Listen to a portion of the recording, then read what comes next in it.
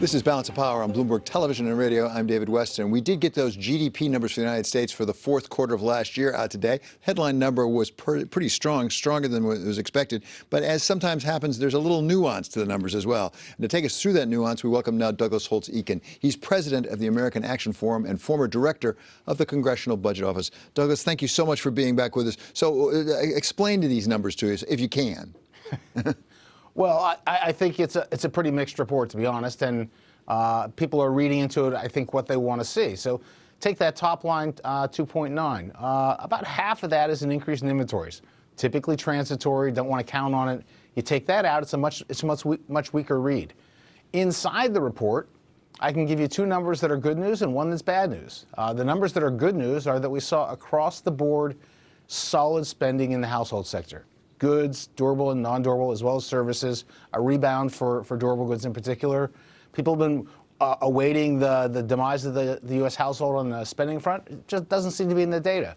Similarly, the market-based personal consumption expenditures price index, the core, came in at 3.8% at an annual rate, down from 5% in the third quarter. That's a marked improvement in the Fed's preferred measure of inflation, and is going to get some attention inside the Federal Reserve. So that's the good news.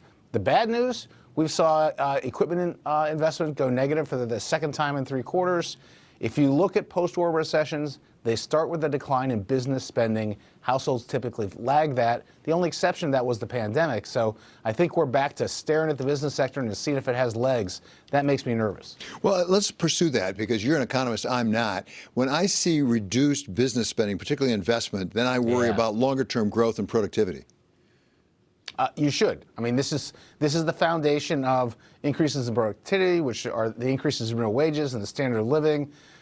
We've had very weak non-residential fixed investment.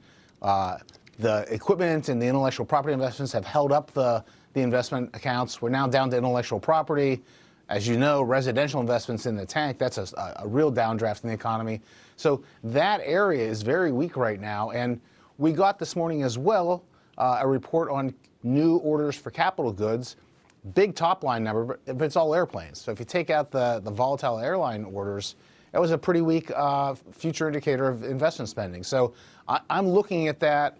I've been concerned for a while that we'd have a higher probability of recession this year, and that would be the sector that would lead it down. And so it's worth watching.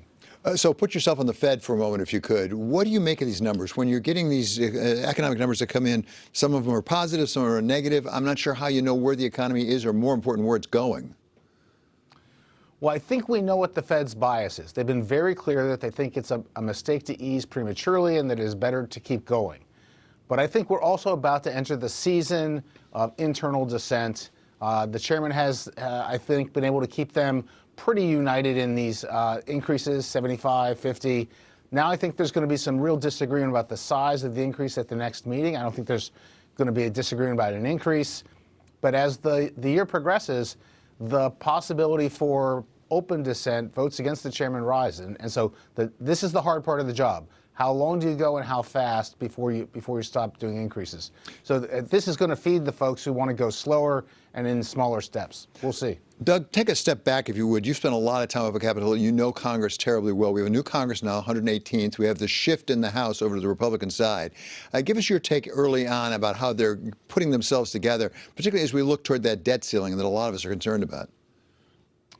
Well, I think the dynamic that you will see, if the past is prologue, is right now the press and everybody watching Congress is really focused on the disagreement, the debt ceiling fight, partisan politics, clashes, and sort of very strident language.